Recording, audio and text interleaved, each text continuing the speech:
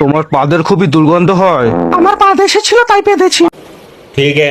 তার জন্য তুমি আমাকে দোষ দিচ্ছ কেন? তোমার দোষ এটাই যে তুমি তোমার পায়খানা চেপে পেট ফুলে থাকলেও শীতের ভয়ে পায়খানা করো না, আর গ্যাসগুলো কম্বলের মধ্যেই ছাড়ো।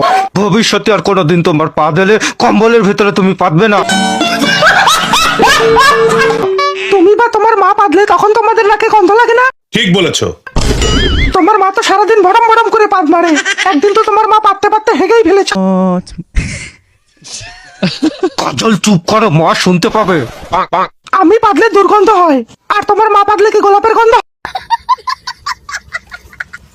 কাজল থামলে কেন? মারো, আরো মারো।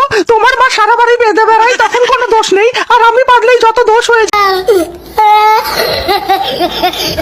মন খুলে যে পাতবো তারও কোনো স্বাধীনতা নেই, শান্তি করে একটু পাততেও পারি না। একটু পাতবো। আচ্ছা।